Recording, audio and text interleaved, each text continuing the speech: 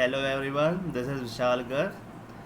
So, thank you everyone for your kind response in my last video lessons of marketing management.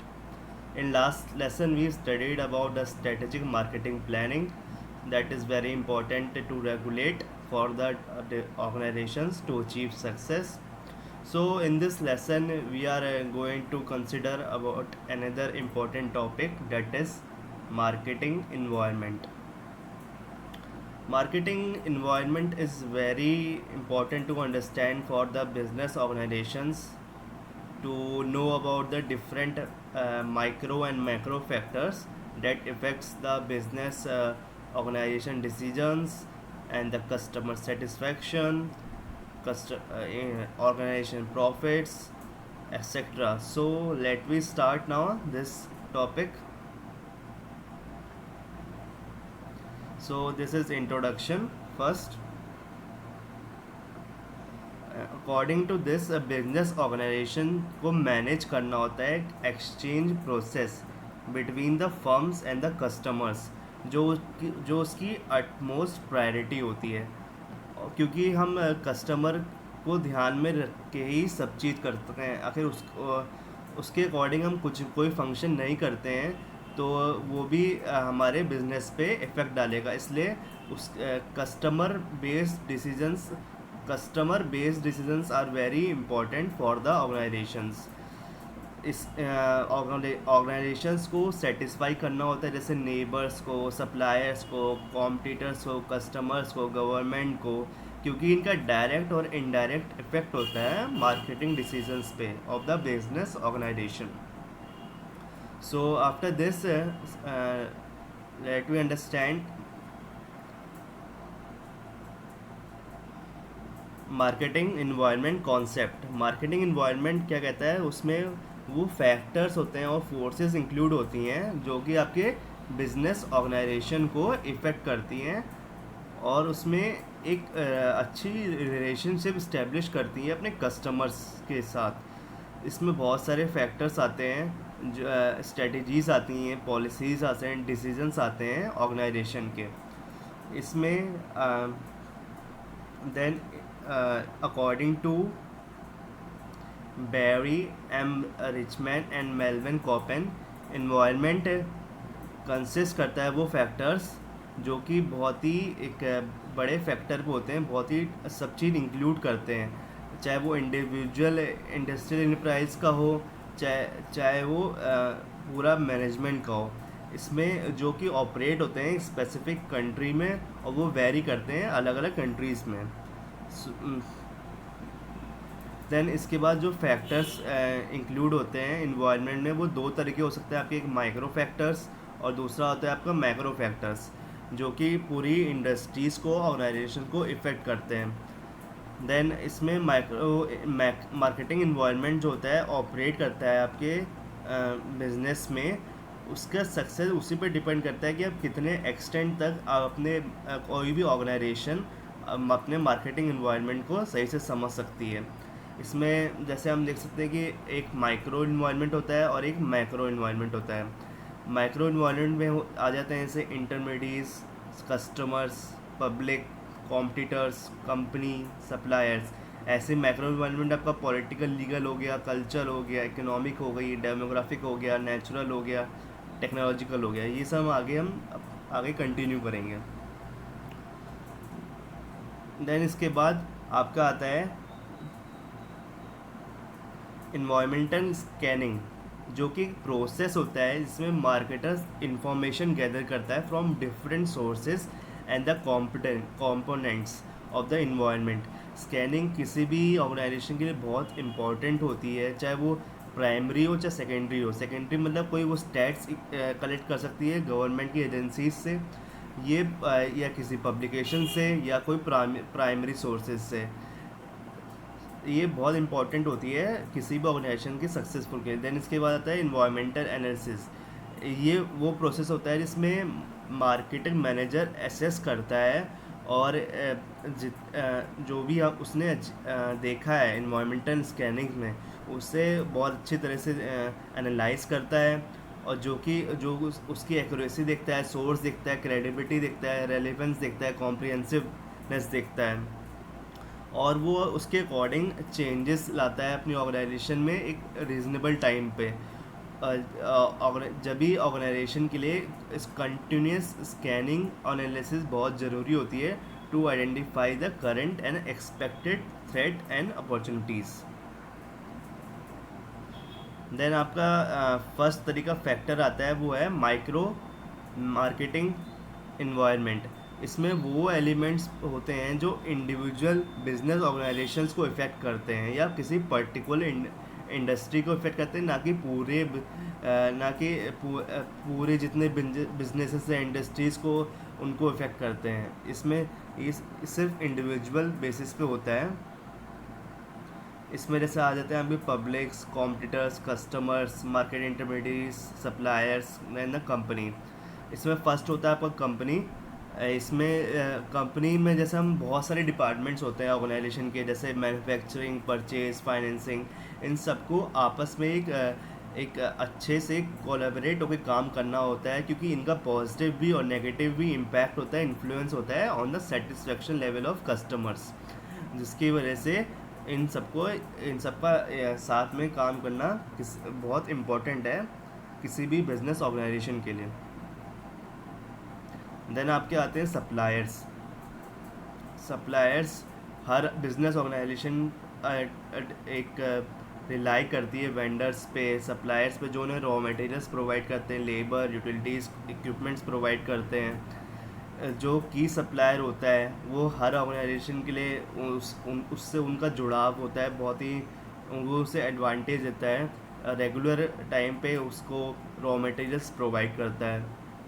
आखिर वो अपने supplier को खो देता है तो वो उसका प्रोडक्शन शेड्यूल पूरा डिस्टर्ब हो जाता है और पूरी मार्केटिंग स्ट्रेटजी उसकी रिस्क पे आ जाती है। उसमें बहुत सारे रिस्क फैक्टर्स आ जाते हैं कि सप्लाई चेन इफ़ेक्ट हो जाती है, कॉस्ट इफ़ेक्ट होती है, रॉ मटेरियल्स कैसे मिलेंगे, वो सब उसमें उसका इफ़ेक्ट हो जाता है। देन आपका आता है मार्केट इंटरमीडिएरीज। इसमें वो जो पीपल इंक्लूड होते हैं, जैसे आपके बिजनेसेस हो गया, बैंक्स हो गया, फाइनेंशियल इंस्टीट्यूशंस हो गए, वेंचर कैपिटलिस्ट हो गए जो आपको कैपिटल प्रोवाइड करता है, होलसेलर्स हो गए, रिटेलर्स हो गए, ट्रांसपोर्टेशन कंपनीज हो गई, रिसर्च फर्म्स हो गई, पब्लिक रिलेशन फर्म्स हो गई, जो कि सब आपको बिजनेस ऑर्गेनाइजेशन को हेल्प करती है, प्रमोट करती है सेल में, डिस्ट्रीब्यूशन में, टू द फाइनल बायर्स। इसलिए मार्केट को ये नीड होती है इन सब इंटरमीडिएट्स का ध्यान रखे अपनी स्ट्रेटजीज़ को रेगुलेट करने में। देन आपका इसके बाद आता है कस्टमर्स रिफ़र होता है, जैसे कोई इंडिविजुअल्स हो गया, हाउस होल्ड हो गया, कोई भी ऑर्गेनाइजेशन हो गई, वो परचेज़ करती है प्रोडक्ट उसके यूज़ के लिए, और प्रोडक्शन होता है उसके अकॉर्डिंग प्रोडक्ट्स का ऑर्गेनाइजेशन प्रोडक्ट करती है या रीसेल के लिए करती है, जिससे वो प्रॉफिट हो जाए। इसमें सेटिस्फेक्शन ऑफ कस्टमर्स जो होता है वो आपका प्राइमरी ऑब्जेक्टिव होता है किसी भी बिजनेस फर्म के लिए, क्योंकि आखिर कस्टमर्स सेटिस्फाई होंगे जब भी आपका जो बिज़नेस इन्वायरमेंट होगा तो वो एक सक्सेसफुल वे में काम करेगा। इसलिए उसमें एंटिसिपेट करना होता है उनकी नीड के अकॉर्डिंग, उसको हमें डेवलप करना होता है अपने प्रोडक्ट को, जिससे वो इफ़ेक्टिवली हेल्ड हो सके आपके ऑर्गेनाइजेशन में। देन आपके 5 कैटेगरीज ऑफ कस्टमर मार्केट्स होते हैं आपका। जैसे पहला कंज्यूमर मार्केट, इसमें वो सब इंडिविजुअल्स और हाउस होल्ड्स होते हैं जो कंज्यूम करते हैं अपने पर्सनल यूज़ के लिए। देन आपका आता है बिजनेस मार्केट। बिजनेस मार्केट वो होता है जो कि हम इसको पॉपुलरली B2B मार्केट भी कहते हैं। जैसे business to business customers include होते हैं, इसमें फर्दर प्रोसेसमेंट होता है इनके अकॉर्डिंग, इनके यूज़ के अकॉर्डिंग बिजनेस प्रोसेस में। देन आपका रीसेलर्स होते हैं। रीसेलर्स मतलब जो आपने कुछ प्रोडक्ट और सर्विस खरीदा, देन आपको उस प्रॉफिट मोटिव से आपको दोबारा सेल कर दोगे, इसमें रीसेलर्स होते हैं। देन आपका गवर्नमेंट मार्केट आता है। इसमें गवर्नमेंट की सारी वो एजेंसीज होती हैं जो प्रोडक्ट को बाय करती है, सर्विसेज को बाय करती हैं और उन्हें आगे प्रोवाइड करती हैं for public services. Then international market होता है। International marketing set of customers होता है जो अदर कंट्रीज़ में रिसाइड करते हैं। इसमें आपका ये जो हमने ऊपर पढ़ा है वो सब आता है, जैसे कंज्यूमर्स भी, बिजनेस भी, रीसेलर्स भी, गवर्नमेंट भी। देन इसके बाद आपके आते हैं कॉम्पिटिटर्स एंड पब्लिक। कॉम्पिटिटर्स में वो ऑर्गेनाइजेशंस होती हैं जो बिजनेस आपके आपके बिजनेस के सिमिलर प्रोडक्ट्स और सब्स्टिट्यूट प्रोडक्ट मैन्युफैक्चर करती है और आपकी ऑर्गेनाइजेशन को कॉम्पीट करती है। इंडिया में कोई भी ऐसी ऑर्गेनाइजेशन नहीं है बिजनेस की जो एक मोनोपोली इंजॉय करती है, क्योंकि बहुत ज़्यादा कंपटीशन है इंडिया में। और ग्लोबलाइजेशन की वजह से ये कंपटीशन दिन बर दिन इंक्रीज होता जाता है, हो रहा है, जिसकी वजह से डोमेस्टिक ऑर्गेनाइजेशंस को भी नुकसान हो रहा है to win over the competitors. इसलिए ये कहीं ना कहीं डायरेक्टली और इनडायरेक्टली आपका मार्केटिंग इन्वायरमेंट पे भी इफ़ेक्ट कर रहा है कॉम्पिटिटर्स और ऑर्गेनाइजेशन भी। इसलिए ऑर्गेनाइजेशन को बहुत इम्पॉर्टेंट है आइडेंटिफाई करना अपनी weakness of the competitors and और उसको उसके अकॉर्डिंग अपनी स्ट्रेंथ बनाना। दैन इसमें पब्लिक होता है। Public refers to the group of individual, जिसका एक ग्रुप होता है, एक पोटेंशियल होता है कि वो किस वे में आपकी बिजनेस ऑर्गेनाइजेशन को इफ़ेक्ट करती है टू अचीव इट्स ऑब्जेक्टिव्स।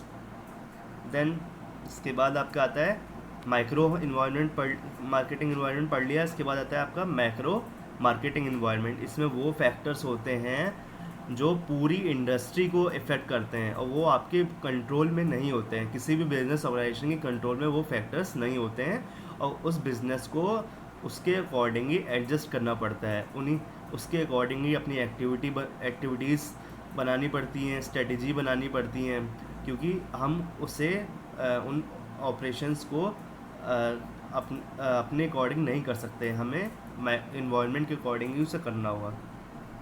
इसमें आ जाता है आपका कल्चर फोर्सेस आ गई, पॉलिटिकल फोर्सेस आ गई, टेक्नोलॉजिकल फोर्सेस आ गई, नेचुरल फोर्सेस आ गई, इकोनॉमिक फोर्सेस आ गई, देन डेमोग्राफिक फोर्सेस आ गई। इसको हम आगे बढ़ते हैं।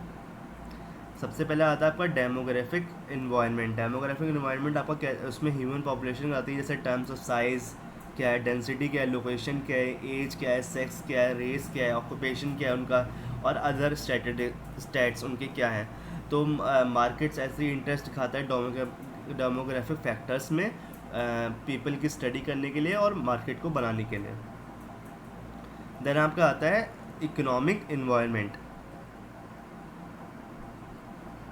इकोनॉमिक इन्वायरमेंट में वो सारे फैक्टर्स आते हैं जो कि बिजनेस ऑर्गेनाइजेशन को इकोनॉमिकली इफ़ेक्ट करते हैं। इसमें total economic sum business organisation depend करती हैं इकोनॉमिक इन्वायरमेंट पे, जो भी इसमें इनपुट्स होते हैं to sell the finish goods. तो आप इसमें आपका नेचर आता है एक ऑफ इकोनॉमिक सिस्टम, जो कि एक ऑर्गेनाइज्ड वे होता है, एक ग्रुप होता है, इसमें अलग अलग रिसोर्सेज एलोकेट कर दिए जाते हैं, अपोर्शन कर दिए जाते हैं इन द नेशनल कम्युनिटी। ये तीन तरह के होते हैं। कैपिटलिज्म, जिसमें हम उसको फ्री मार्केट इकोनॉमी भी कहते हैं, और उसमें मेन होता है आपका प्रॉफिट मोटिव। जितने भी डिसीजंस होते हैं प्रोडक्शन के, डिस्ट्रीब्यूशन के, कंजम्पशन पे, सब प्राइस मैकेनिज्म के अकॉर्डिंग लिए जाते हैं। देन आपका आता है आपका सोशलिज्म। सोशलिज्म को हम कम्युनिस्ट इकोनॉमिक सिस्टम भी कहते हैं। इसमें जितने भी डिसीजंस होते हैं वो स्टेट लेता है सारे, चाहे वो फैक्टर्स प्रोडक्शन से रिलेटेड हो, सारे डिसीजंस आपके, चाहे वो डिस्ट्रीब्यूशन से हो, चाहे कंजप्शन से हो, वो सब स्टेट लेता है। देन आपके आता है क्या मिक्स्ड इकोनॉमी। मिक्स्ड इकोनॉमी जैसे आपके इंडिया, उसमें बहुत public and private sectors exist करते हैं, और इसमें बहुत सारे सेक्टर्स हैं जो कि प्राइवेट के लिए हो गए, बहुत सारे इंटरप्राइजेस हैं जो पब्लिक के लिए रिजर्व होती हैं। इसलिए मेनली जो प्राइवेट सेक्टर्स होते हैं आपके, वो प्रॉफिट के लिए काम करते हैं एक सर्टेन कंडीशंस में, एंड उनके ऊपर कुछ रेगुलेशंस भी इम्पोज होती हैं गवर्नमेंट के थ्रू। देन आपका इसके बाद आता है नेचुरल इन्वायरमेंट।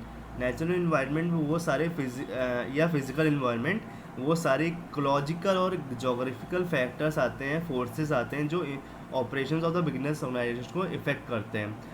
इस जैसे वो नेचुरल रिसोर्सेज होता है, change in weather, topological conditions होता है, क्लाइमेट कंडीशंस होता है, ये सब आपके नेचुरल इन्वायरमेंट में इंक्लूड करता है। ये सब प्रोडक्ट्स को इफ़ेक्ट करते हैं एट द सेम टाइम, और जैसे एट द सेम टाइम उनकी नीड भी होती है। जैसे हर फर्म को प्रोडक्शन के लिए रॉ मटेरियल चाहिए, सो ये भी नेचुरल इन्वायरमेंट से ही हमें नेचुरल रिसोर्सेज मिलते हैं जो रॉ मटेरियल्स की तरह यूज़ होते हैं। इनसे इनका नेगेटिव इफ़ेक्ट भी होता है, जैसे हम बर्न करते हैं फॉसिल फ्यूल्स, उससे ग्लोबल वार्मिंग होती है, डिप्लीशन ऑफ ओजोन लेयर होता है, certain chemical release by certain industries, इससे नेचुरल इन्वायरमेंट पे इफेक्ट पड़ता है। देन आपका इसके बाद आता है टेक्नोलॉजिकल इन्वायरमेंट। टेक्नोलॉजिकल इन्वायरमेंट एक जो इंक्लूड करता है आज के टाइम में साइंस और टेक्नोलॉजी दोनों को इंक्लूड करता है। Science, state of science and the technology in the country, उसके अकॉर्डिंग ही टेक्नोलॉजिकल प्रोग्रेस होती है और अरेंजमेंट्स होती हैं ऑर्गेनाइजेशन के लिए for the development of the new technology. इसमें कुछ फैक्टर्स आते हैं जैसे एजुकेशन, ट्रेनिंग क्या है, रिसर्च क्या है कंट्री में, देन एक्सपेरिमेंटेशन, इनोवेशन, इंटरप्राइज कैसा है, इंसेंटिव्स कैसा है रिसर्च और डेवलपमेंट के लिए, देन आपका प्रमोशन पॉलिसीज़ कैसी हैं जो इंगेज हैं साइंस और टेक्नोलॉजी को प्रमोट कर रही हैं, देन लॉस के आपको जो प्रोटेक्ट कर रहा है इन सब चीज़ प्रॉपर्टी राइट्स को, टेक्नोलॉजी को, फॉरेन टेक्नोलॉजी कैसी है, गवर्नमेंट का पार्टिसिपेशन कैसा है साइंस और टेक्नोलॉजिकल डेवलपमेंट में, मॉनेटरी और फिजिकल कंसेशंस कैसे हैं for more and more research and development in the private sector. Then आपका इसके बाद आता है political and legal environment. Political environment में हम सब जानते हैं जो कि गवर्नमेंट अफेयर्स पे डिपेंड करता है और इसके अकॉर्डिंगली रेगुलेटरी फ्रेमवर्क बनाया जाता है जो बिजनेस नीड्स को ऑपरेट करता है। इसमें जैसे कॉन्स्टिट्यूशन आ गया कंट्री का, इमेज आ गई कंट्री की, पॉलिटिकल पार्टी की क्या फ़िलॉसफी है, क्या आइडियोलॉजी है, ब्यूरो कैसी है आपकी कंट्री में जो इफ़ेक्ट कर रही है मार्केटिंग को, देन आपकी पॉलिटिकल स्टेबिलिटी कैसी है, मिलिट्री एंड पुलिस फोर्स कैसी है, election system, law and order कैसा है, फॉरेन पॉलिसीज़ कैसी है जो आपकी कंट्री अडॉप्ट करती है। ये सब फैक्टर्स होते हैं जो आपके कहीं ना कहीं बिजनेस ऑर्गेनाइजेशन को मैक्रो लेवल पे इफ़ेक्ट करते हैं। देन आपका इसके बाद आता है last factor socio culture environment. इसमें बहुत सारे कैरेक्टरिस्टिक्स होते हैं जो कि इंक्लूड करते हैं, जैसे आपके डेमोग्राफिक फोर्सेस हो गई, सोशल इंस्टीट्यूशंस हो गए, ग्रुप्स हो गए, कास्ट स्ट्रक्चर कैसा है, फैमिली ऑर्गेनाइजेशन कैसी है, एजुकेशनल सिस्टम कैसा है आपकी कंट्री का, लिटरेसी रेट कैसा है, कस्टम्स कैसे हैं, एटीट्यूड्स कैसा है, वैल्यूज़, लाइफस्टाइल कैसा है, टेस्ट प्रेफरेंसेस कैसे हैं लोगों के, बाइंग बिहेवियर कैसा है कि कैसे वो बिहेव करते हैं, एक बार में ज़्यादा परचेज़ कर लेते हैं या कम परचेज़ करते हैं। ये सब फैक्टर्स आपके मैक्रो इन्वायरमेंट में इफ़ेक्ट करते हैं। जैसे इसमें इनका डायरेक्ट इम्पैक्ट होता है कंज्यूमर की थिंकिंग पे और बाइंग बिहेवियर पे। ये सब इसमें इंक्लूड होता है जैसे वैल्यूज़ है, ट्रेडिशंस है, लैंग्वेज है, कस्टम्स है, सोशल सिस्टम्स है, हैबिट्स हैं, बिलीव्स है, रिलीजन्स हैं। ये सब सोशल कल्चर इन्वायरमेंट को इफ़ेक्ट करते हैं और ज़्यादा से ज़्यादा कॉम्प्लेक्स बनाते हैं। जैसे इंडिया में हम एग्जांपल ले लेते हैं, काओ, इंडिया में गाय को पूजा जाता है, इसलिए जो मैकडोनल्ड्स है वो बीफ का इस्तेमाल नहीं करता है, जबकि वो मैक आलू टिक्की बर्गर्स बनाता है, मैक स्पाइसी बर्गर्स बनाता है according to the taste and preference of the Indian consumers. ऐसी एक और एग्जांपल लेते हैं ध्यान में रखते हुए, जैसे हिंदुस्तान यूनिवर लिमिटेड है, वो बहुत सारे ब्लेंड्स मिक्सचर ऑफ टी आती है in the same brand to according to satisfy the needs of consumers belonging to different regions. अलग अलग रीजन्स में अलग अलग तरह के फ्लेवर्स प्रोवाइड करता है। Then so this is our marketing environment, which is one of the important topics for the organization, which includes customers, suppliers, company types, intermediaries, national advertising, reseller, relationships between the organizations, research, marketing, consumers, organizations जो सर्व करती हैं, आपकी ability क्या है। ये divide होती है आपके दो टाइप्स ऑफ फैक्टर्स में, माइक्रो फैक्टर्स में और मैक्रो फैक्टर्स में। So it is very essential for the business organization to understand and regulate in a better way for the customer satisfaction and to earn more profits. So thank you everyone. This is marketing environment and its concepts and the factors which affects it. So in the next session we are going to consider about next topics. So thank you everyone. Please like and subscribe Gurukul eSchool. So thank you everyone and be happy.